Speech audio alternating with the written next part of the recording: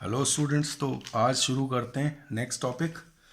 पिछली बार मैंने आपको बताया था कि anatomy and histology of human testis as well as penis, semen और कॉपुलेटरी एक्ट या ऑर्गेज़म के बारे में भी बात करेंगे आज। तो अभी जो प्रोफाइल शुरू कर रहे हैं हम लोग, मेमेलियन टेस्टिस से मैं बात शुरू करता हूँ। तो मेमेलियन टेस्टिस जो हैं वो एक्चुअली 3 कंडीशंस के टेस्टिस जो हैं वो मैमल्स के अंदर देखने को मिलेंगे। सबसे पहले होते हैं स्क्रॉटल टेस्टिस। ये वो टेस्टिस हैं जो हमेशा जो है स्क्रॉटम में प्रेजेंट रहेंगे। Then abdominal testis. तो स्क्रॉटल टेस्टिस का जो एग्जाम्पल है वो ह्यूमंस हैं, बुल्स हैं, डॉग्स हैं। एब्डोमिनल टेस्टिस की जो बात है वो है व्हेल और एलिफेंट जैसे केसेस में टेस्टिस हमेशा एब्डोमेन में रहेंगे, वो स्क्रॉटम में नहीं आएंगे। और इसके बाद जो नेक्स्ट हैं वो है सीजनली डिसेंडेंट।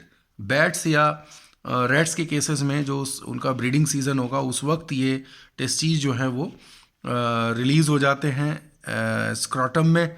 तो ये सीजनली डिसेंडेंट टाइप के हो गए। 3 तरह के टेस्टिस हैं। ह्यूमन की जो कैटेगरी है वो स्क्रॉटल टेस्टिस हैं। एक कंडीशन मैंने आपको बताई थी, क्रिप्टोर्चिडिज्म है। जब कभी कभी टेस्टिस जो है वो स्क्रॉटम के अंदर डिसेंड करने के लिए कैपेबल नहीं होते, तो उस कंडीशन को आप क्रिप्टोर्चिडिज्म बोलोगे। एग्जैक्टली जो टेस्टिस हैं दे descend into scrotum via inguinal canal. तो अगर हम कहते हैं तो यहाँ पे इंग्विनल कैनाल ये एरिया है, यहाँ से होके नीचे टेस्टिस में स्क्रॉटल सेक जो है, स्क्रॉटल सेक के अंदर टेस्टिस रिलीज होते हैं। यहाँ मैंने वैसे ही डायग्राम जो है, एनाटमी आज हमने डिस्कस करना है तो ऑलरेडी डायग्राम जो है वो क्रिएट करके रखा है। तो आप देखिए कि चारों तरफ ये स्क्रॉटम है और बीच में टेस्टिस आप देख रहे हैं, ये ओवल स्ट्रक्चर है। यहाँ देख रहे हो कि 2 to 3 सेंटीमीटर इसका विड्थ है और करीब 3 to 5 सेंटीमीटर जो है वो लेंथ हो गई। ग्यूबरनैकुलम से ये अटैच्ड हैं। ऊपर आप देख रहे हैं कि यहाँ पे जो एपिडिडाइमस आपको दिख रहा है, वॉस डिफरेंशिया आपको दिख रहा है। तो this is the whole structure testis का ओवरऑल। कलर के लिए कहूँ तो कोई भी विसरा जो है, विसरल ऑर्गन्स जो हैं वो ऑलमोस्ट पिंक कलर के होते हैं, तो ये भी ऑलमोस्ट पिंक कलर के स्ट्रक्चर्स होंगे। अभी क्या है कि हम टीएस क्रिएट कर रहे हैं। टीएस मैंने यहाँ पे ड्रॉ किया हुआ है जो टेस्टिस का। टीएस का मतलब हो गया ट्रांसवर्स सेक्शन। अगर ये स्ट्रक्चर है तो इसको लेंथ में ऊपर से नीचे की तरफ काटेंगे और सामने से देखने पे ये पता ऐसे लगेगा, जो ये स्ट्रक्चर आप देख रहे हो तो इसमें दिख रहा है हम लोगों को कि बाहर से ये एक फाइब्रस कोट है, ये बाहर एक फाइब्रस कोट है, ट्यूनिका एल्ब्यूजिनिया। तो ट्यूनिका एल्ब्यूजिना जो है वो अंदर यहाँ पे आप देख रहे हैं कि अंदर की तरफ इन्होंने फोल्ड होकर के पॉकेट्स बना ली हैं। ऐसे करीब 200 to 300 पॉकेट्स हैं और इन पॉकेट्स को हम लोग टेस्टिकुलर लॉब्यूल कहते हैं। टेस्टिकुलर लॉब्यूल के अंदर आप ये हाईली कॉइल्ड स्ट्रक्चर देख रहे हो। एक स्ट्रक्चर जो है वो करीब आधा मीटर लंबी होती है, सेमिनिफेरस ट्यूब्यूल उनको बोलेंगे। और हर एक टेस्टिकुलर लॉब्यूल में देर आर ऑलमोस्ट 1 to 3, 1, 2 या 3 सेमिनिफेरस ट्यूब्यूल जो है वो प्रेजेंट होते हैं। These seminiferous tubule arise from year. आप देख रहे हैं कि ये अराइज कर रहे हैं कहीं पे 1, कहीं पे 2, कहीं पे 3, और इस तरह ये ऊपर एक नेटवर्क के अंदर ओपन कर रहे हैं। ये पूरा नेटवर्क जो है इसको हमने कहा रेटिटेस्टिस। और if you can find the structures arising from rete testis, तो दीज आर 1, 2, 3, 4, ये पूरा स्ट्रक्चर जो ट्यूब्स ऊपर निकली हुई हैं इनको वासा एफ्रेंशिया कहते हैं। तो वासा एफ्रेंशिया कलेक्ट होकर के एक पूरा हाईली कॉइल्ड करीब 6 मीटर लॉन्ग ट्यूब जो है वो क्रिएट कर रहे हैं। It is epididymis and it is highly coiled upper part is known as caput epididymis. उसके बाद कॉर्पस है, उसके बाद कॉर्डा है। ठीक है, तो ये जो तीनों नाम है वो मैंने ऊपर इस डायग्राम के अंदर शो कर दिया है। तो caput epididymis, corpus epididymis, cauda epididymis. ठीक है, then vas deferens, you can see scrotum, ये सब बातें हम ऑलरेडी कर चुके हैं। एक बड़ी इंपॉर्टेंट बात और भी थी कि जब मैं टेस्टिस के बारे में बता रहा था, डिसेंडेंस के बारे में बात हो रही है। टेम्परेचर जो है बड़ा रोल प्ले करता है यहाँ पे कि टेस्टिस जो है स्क्रॉटम में होते हैं तो वहाँ एक 35 डिग्री सेंटीग्रेड टेम्परेचर जो है वो मेंटेन होता है। बॉडी टेम्परेचर से लोअर टेम्परेचर है 2 डिग्री सेंटीग्रेड। तो इसका क्या फ़ायदा है? तो एक्चुअली स्पर्मेटोजेनेसिस में ये रोल प्ले कर रहा है। अब आप कहोगे कि वेल और एलिफेंट भी वार्म ब्लडेड केस है, इनके टेस्टिस जो है वो एब्डोमेन के अंदर है, तो कहीं ना कहीं जो वेल है वो एक्वेटिक केस है। अगर उसके टेस्टिस बॉडी के बाहर होते हैं तो कोल्डर रीजन में एक तो ये वेल्स अक्सर जो है वो मिलती हैं। दूसरा ये कि जो टेस्टिस है अगर बॉडी के बाहर होंगे तो ये जो इसकी एरोडायनेमिक बॉडी के मेंटेनेंस में प्रॉब्लम करेंगे। तो बॉडी के अंदर रहना ज़रूरी है, क्योंकि इतना बड़ा जो वेल है तो टेस्टीज का साइज़ भी बहुत ज़्यादा होगा और एज वेल एज वो बॉडी को वाटर के अंदर बैलेंस करने में प्रॉब्लम करेगा। तो डेफिनेटली इस सिचुएशन से बचने के लिए जो टेस्टीज है वो एब्डोमेन के अंदर है और एक ब्लबर नाम का जो फैट है उसके अंदर, ये ब्लबर के अंदर एनक्लोज्ड होते हैं और वहाँ पे ये टेम्परेचर मेंटेनेंस किया जाता है। एक तरह का इंसुलेटर है फैट। एलिफेंट के केस में भी ब्लबर जो है वो रोल प्ले कर रहा है। तो इस तरह एलिफेंट भी एक जाइंट साइज एनिमल है। आप सोच सकते हो कि टेस्टीज अगर बॉडी के बाहर होंगे तो it will not be easy to handle, तो इसलिए इनको एब्डोमेन के अंदर इनक्लोज किया गया। दूसरी बात टेम्परेचर रेगुलेशन, तो टेम्परेचर पे बड़ा रोल प्ले होता है स्पर्मेटोजेनेसिस में, तो ये बात नोट करने वाली है। 2 डिग्री सेंटीग्रेड लेसर टेम्परेचर है, ये क्वेश्चन काफ़ी इंपॉर्टेंस वाला है। तो चलिए वापस टॉपिक पे आते हैं। यहाँ पे मैं बात कर रहा था रेटिटेस्टीज जो हैं they give rise to 16 to 20 efferent tubules, तो vasa efferentia. Then this is highly coiled 6 meter long tubule called as epididymis. सबसे ऊपर टॉप पे होगा कैपुट, कॉर्पस एंड कॉडा। यहाँ साइड में एक एबरेंट डक्ट मैंने बार बार यहाँ पे डायग्राम में शो किया, ऊपर भी किया था। तो इट इज़ एक ब्लाइंड डक्ट है, इसका कोई खास रोल नहीं है, ये प्रेजेंट रहता है। और इसके बाद ये सारी स्ट्रक्चर्स रेटिटेस्टीज, देन वसा एफरेंशिया आप देखें कि 1/2 मीटर लॉन्ग वसा एफरेंशिया यहाँ से एराइज हो रहा है और ये जो है आगे यूरेथ्रा में जाके मर्ज होते हैं, ठीक है, अपने अपने साइड के टेस्टिस से राइज होकर के। तो समझ में आया। अब आप एक चीज़ देखिए कि कई बार क्वेश्चन आता है कि रूट ऑफ स्पर्म जो है वो टेस्टिस के अंदर क्या होगा। तो सबसे पहले जो टेस्टिकुलर लॉब्यूल हैं वहाँ पे सेमिनिफेरस ट्यूब्यूल्स हैं, वहाँ से स्पर्म्स रिलीज होते हैं रेटिटेस्टिस में, और रेटिटेस्टिस से रिलीज होते हैं वासा एफरेंशिया में, वासा एफरेंशिया से एपिडिडाइमस में, एपिडिडाइमस से वसा डिफरेंशिया में। तो दिस इज द सीक्वेंस। ये भी आपके लिए इंपॉर्टेंट क्वेश्चन हो जाता है, इसको याद रखिएगा कि ये क्वेश्चन कभी ऐसा आए तो इसको मतलब जाने नहीं देंगे हम। सेमिनिफेरस ट्यूब्यूल के बारे में प्रोफाइल हो गया और हर एक सेमिनिफेरस ट्यूब्यूल 1/2 मीटर लॉन्ग है, ये बता चुका हूँ। तो ये डायग्राम ध्यान रखिए, एग्जाम में जब आप बोर्ड की तैयारी कर रहे हैं तो ये डायग्राम इंपॉर्टेंट है। डायग्राम बनाने के लिए आ जाएगा, ड्रॉ करने के लिए आ जाता है, तो इस कई बार ये डिटेल आपके काम की होगी। अब एक और बहुत इंपॉर्टेंट जो मैं बताने जा रहा हूँ वो है anatomy of, mean basically histology. तो histology of testicular lobule, testicular lobule का मैंने यहाँ ट्रांसवर्स सेक्शन किया, देख रहे हैं। तो ट्रांसवर्स सेक्शन करते हुए आप देखते हो कि जो पूरा जब मैं सेक्शन कट करूँगा तो उसके अंदर हाईली कॉइल्ड सेमिनिफेरस ट्यूब्यूल्स भरे हुए। तो ये अगर आउटर वॉल है यहाँ पे बना हुआ, और ये जो आउटर वॉल है एग्जैक्टली ये आउटर वॉल किस चीज़ की बनी हुई होगी, ट्यूनिका एल्ब्यूजिनिया की बनी होगी। तो ट्यूनिका एल्ब्यूजिना जो है आउटर वॉल जो it is formed by the tunica albuginea, lobular wall है।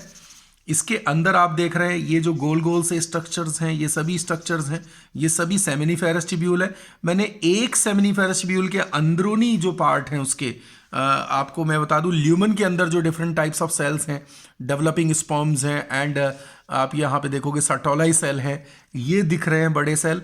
तो ये सेल्स जो हैं ये हर एक के अंदर होंगे, मैंने जस्ट एक के अंदर यहाँ पे बनाया। जो 2 लॉब्यूल के बीच में खाली स्पेस है वहाँ पे कुछ सेल्स आप देख रहे हो, ये लीडिक्स सेल्स हैं। These are the Leydig's cells और interstitial cells which are filled in the interstitial tissue. तो बीच बीच में ऐसा जैसे यहाँ पे आइलैंड जैसे बीच में आपको दिखाई देंगे, ठीक है। तो ये टीएस है। अभी क्या है, इस ट्रांसफर सेक्शन में मैं किसी एक सेमिनिफेरस ट्यूब्यूल को एनलार्ज करके दिखा रहा हूँ, ठीक है। तो एनलार्ज करके दिखाने में आप देखो कि मैंने इसका एक हिस्सा दिखाया यहाँ पे बाहर की तरफ, ये पूरा का पूरा जो पूरा दिख रहा है लाइनिंग आपकी, तो ये जर्मिनल एपिथीलियम होगी। This is germinal epithelium. ये पूरा का पूरा जो वॉल है ये लगातार नए नए सेल्स को जनरेट करते रहता है और यही वो सेल्स हैं जो स्पर्म्स को बनाते रहते हैं, ठीक है। स्पर्मेटोजेनेसिस कंटिन्यूअस प्रोसेस है। Once male is entering into the process of sexual maturity, तो लाइफ टाइम उसकी बॉडी में जो है स्पर्मेटोजेनेसिस 24/7/360 डेज, ये सारा जो प्रोसेस है 24 घंटे ये प्रोसेस बॉडी में चलते रहता है। और लाइफ टाइम जब ये स्पर्मेटोजेनेसिस की फेज आएगी, सेक्सुअल मेच्योरिटी आएगी, तो लाइफ टाइम स्पर्म्स बनते रहते हैं। जबकि हम फीमेल के केस में देखेंगे वहाँ पे ऐसा नहीं है, और वहाँ का सिस्टम दूसरा रहेगा। तो यहाँ आप देख रहे हो कि ये अंदर जर्मिनल एपिथेलियम है, चारों तरफ ये सर्टोलाइज सेल भी मुझे दिख रहे हैं आउटर साइड में, इंटरस्टिशियल स्पेस में, तो ये ध्यान देने वाली बात है। अब देखिए कि जो sorry, these are not Sertoli's cell, Leydig cells, ये लीडिक सेल्स हैं। सर्टोलाइज सेल ल्यूमन के अंदर बड़े वाले सेल्स हैं, these are the larger cells, ये देख रहे हैं, इनको नर्स सेल भी कहा जा रहा है। और आप एक चीज देखिए, सीक्वेंस वाइज देखेंगे, यहाँ पे जर्मिनल एपिथेलियम है, तो जर्मिनल एपिथेलियम में ये ऊपर एक सेल बना, उसके ऊपर लाइन ऑफ सेल है, ठीक है। तो आप ये कह सकते हो कि अगर ये जो दिख रहा है आपको, ये स्पर्मेटोगोनियम है, प्राइमरी स्पर्मेटोसाइट हैं, सेकेंडरी स्पर्मेटोसाइट हैं, देन ओवल शेप स्पर्मेटिड्स हैं, और देन स्पर्मेटोजोआ हैं, ठीक है। स्पर्मेटोजोआ जितने भी हैं वो आपको यहाँ अटैच मिलेंगे इसके ऊपर, जो सर्टोलाई सेल है हमारे, नर्स सेल्स। और नर्स सेल इसलिए कह रहे हैं कि ये कॉन्सेंट्रेटेड टेस्टोस्टेरोन की हेल्प से स्पर्म्स को मेच्योर होने में हेल्प कर रहे हैं, है ना। तो आप ये कहोगे कि स्पर्म की जो मेच्योरेशन का प्रोसेस है, इसको स्पर्मियोजेनेसिस बोलेंगे। तो ये स्पर्मियोजेनेसिस का जो प्रोसेस है वो यहाँ इन नर्स सेल की हेल्प से, यानी सर्टोलाई सेल की हेल्प से हो रहा है। एक और चीज़ है कि जो फ्रॉग होता है, तो these cells are absent in frog. Sertoli cell के केस में ये जो फ्रॉग के केस में है, सर्टोलाई सेल एब्सेंट होंगे। एक और बात, जब फ्रॉग की बात आई गई है तो एक और इंपॉर्टेंट बात मैं बता दूं, फ्रॉग के केस में जो टेस्टीज होते हैं वो उसके किडनी के साथ में एसोसिएट होते हैं। तो किडनी के साथ टेस्टीज अटैच होगा और इंटरनली वो एक स्पेशल ट्यूब के साथ कनेक्ट होता है जिसको बिडर्स कैनाल कहा जाता है, ठीक है। तो बिडर्स कैनाल, यहां पे मैं कहूं तो बिडर्स कैनाल जो है, बिडर्स कैनाल जो होगी वो कहलाएगा यहां पे बिडर्स कैनाल, ये फ्रॉग के केस में मिलेगा। It is a common canal which carry sperms as well as urine also. तो वहाँ बिडर्स कैनाल के हेल्प से ये जुड़ा रहेगा। तो दूसरी तरफ मैं कह रहा हूँ कि वहाँ उनके टेस्टिस के अंदर सर्टोलाई सेल जो है वो एब्सेंट होंगे। तो ये बात याद रखने वाली है फ्रॉग के केस में। और यहाँ समझ लीजिए कि जो सेल्स की जो डिटेल है जो मैंने यहाँ ऊपर आपको बताया, तो स्पर्मेटोगोनिया जो कि डिप्लॉयड सेल होते हैं यहाँ प्रेजेंट हैं, प्राइमरी स्पर्मेटोसाइट्स हैं, ये भी डिप्लॉयड है, सेकेंडरी स्पर्मेटोसाइट फिर उससे बन रहे हैं, ये जो हैं ये हैप्लॉइड हैं, स्पर्मेटिड्स हैप्लॉइड हैं और बाद में स्पर्म्स भी हैप्लॉइड है। नंबर की बात देखिए, सिंगल स्पर्मेटोगोनिया से सिंगल स्पर्मेटोसाइट्स बनते हैं।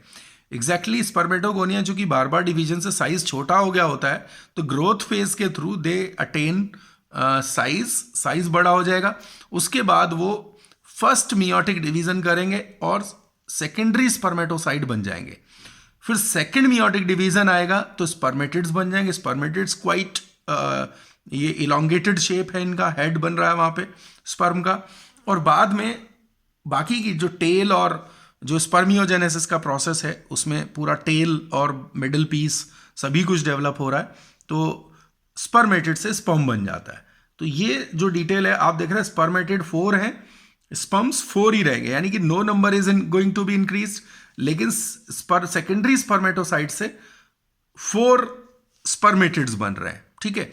1 प्राइमरी स्पर्मेटोसाइट से 2 स्पर्मेटोसाइट बन रहे हैं, यानी कि मैं ये कहूं कि सिंगल स्पर्मेटोगोनिया से 4 स्पर्म्स बनते हैं, ठीक है। अब कई बार ऐसे क्वेश्चन आ जाते हैं कि how many sperms will be generated by 200 spermatogonia, तो डेफिनेटली आंसर विल बी 800, ठीक है, क्योंकि 1 से 4 बन रहे हैं तो 200 से 800 बनने वाला है। इस तरह के क्वेश्चंस आ जाते हैं। तो ये जो डायग्राम है पूरा का पूरा, जो एनाटॉमी है, this is going to be very important. और ये मान के चलिए कि आपके बोर्ड के पेपर में भी इस वाले सेक्शन से आपको कोई ना कोई क्वेश्चन जो है डायग्रामेटिक भी कई बार जो है वो आपको बनेगा।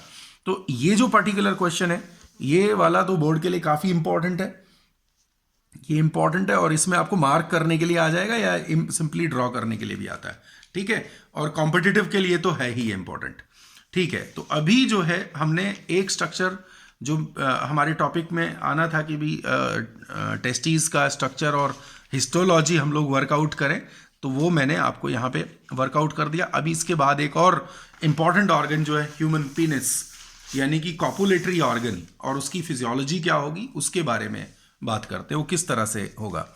तो यहाँ क्या देख रहे हैं, हमने ड्रॉ पिछली बार कर लिया था डायग्राम। यहाँ हम पीनिस का लॉन्गिट्यूडनल सेक्शन देख रहे हैं, ठीक है, इसका लॉन्गिट्यूडनल सेक्शन देख रहे हैं।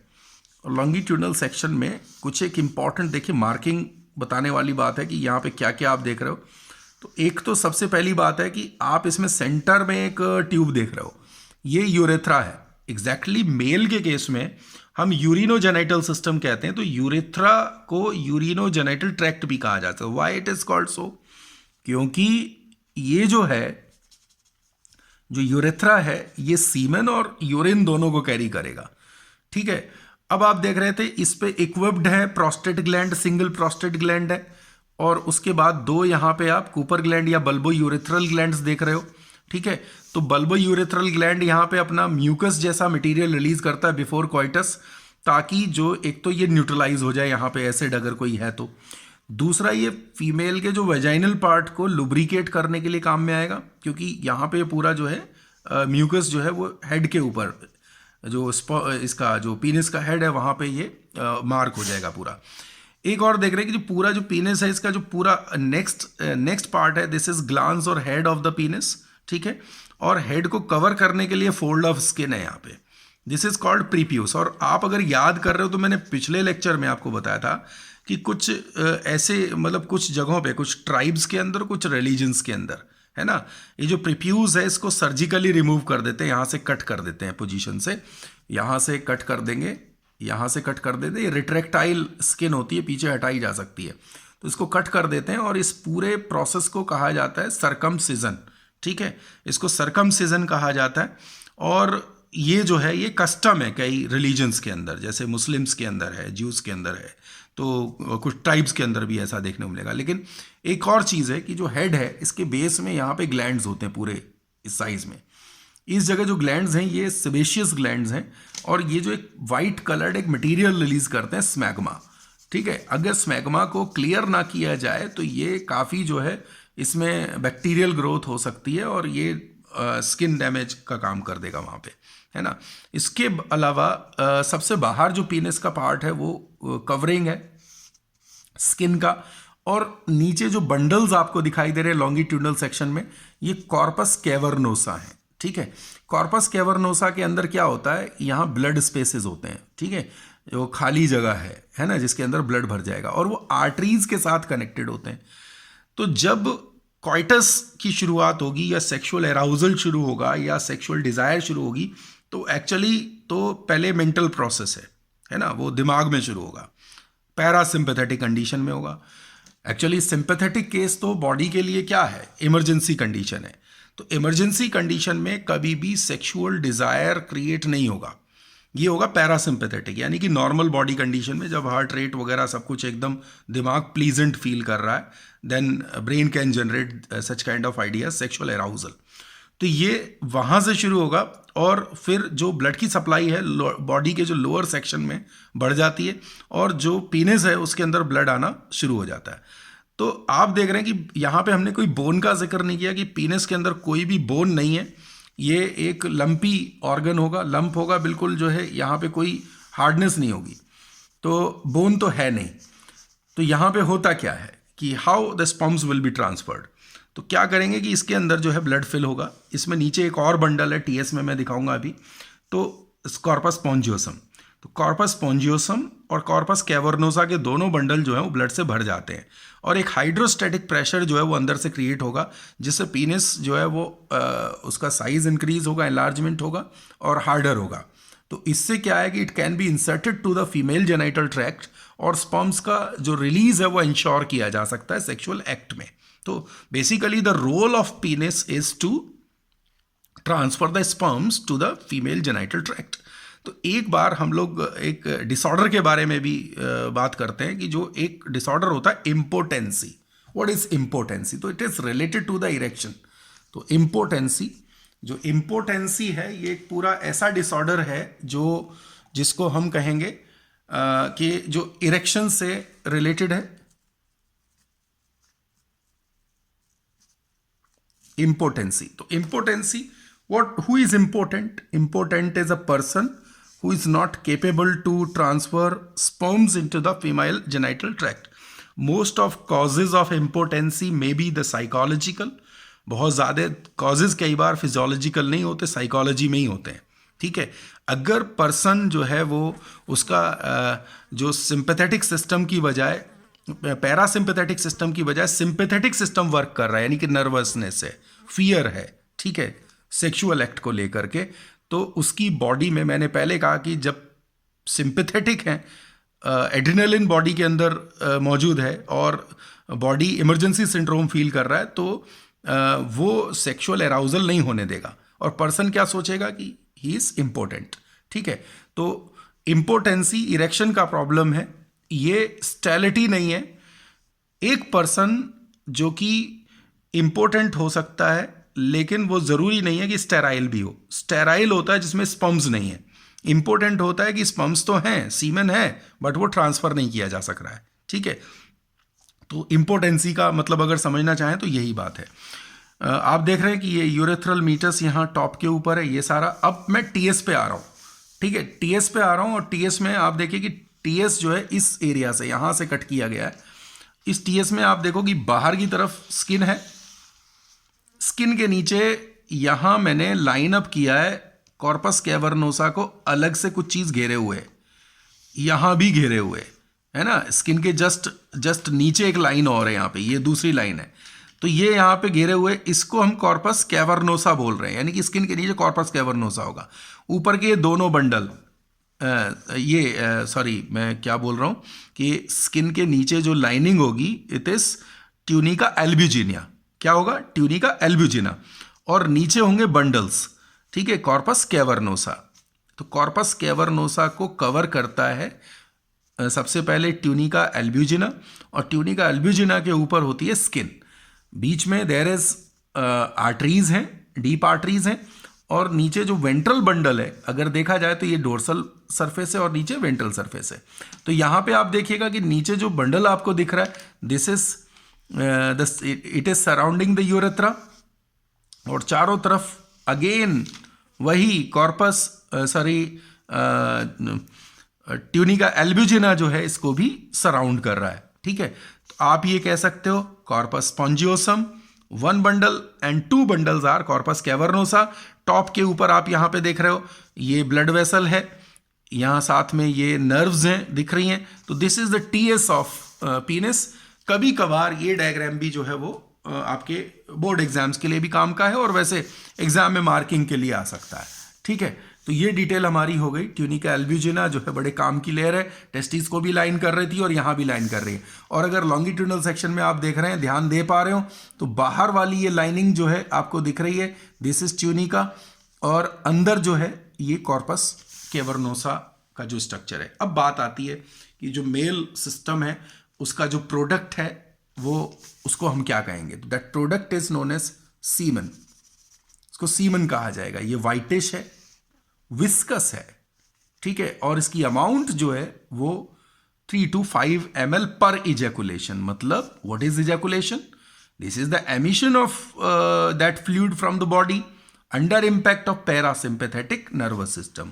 बार बार पैरासिम्पैथेटिक बोल रहा हूं क्योंकि जो सेक्सुअल एक्ट है वो कभी भी स्ट्रेस्ड कंडीशन में परफॉर्म नहीं किया जा सकता है। तो मेंटली जब तक वो पर्सन स्ट्रेस्ड है तो सेक्सुअल एक्ट कंप्लीट नहीं होगा। इसका मतलब ये कंप्लीट होगा पैरासिम्पैथेटिक कंडीशन में, not in the sympathetic condition. ठीक है, अब देखिए एक चीज और है, अल्कलाइन। ये इसका पीएच जो है अल्कलाइन है 7.5 है, और आप ये देखिए कि अगर 1 ml सीमन हो तो उसमें 100 मिलियन स्पर्म्स, 10 करोड़ स्पर्म होंगे। और अगर ये देखा जाए ऑन एन एवरेज एक अगर सिंगल एजेकुलेशन हो रहा है तो वहां पे 40 करोड़ स्पर्म्स जो है वो रिलीज होंगे एक बार में, जबकि फीमेल बॉडी में ओवा कितने हैं, ओवम सिंगल होता है और एक बार में इतने स्पर्म्स मौजूद हैं कि अगर सारे के सारे स्पर्म्स को फर्टिलाइज करने का मौका दिया जाए तो आप सोच सकते हैं कि भी कितने जो है पॉपुलेशन राइज हो सकती है। ठीक है, तो लेकिन नेचर का सिस्टम है, फीमेल बॉडी में सिंगल ओवम है और स्पर्म्स का नंबर इसलिए ज़्यादा है क्योंकि इनका मोर्टेलिटी ज़्यादा है, और कुछ ही स्पर्म्स जो है करीब 300-400 स्पर्म ओवम तक पहुंच पाते हैं।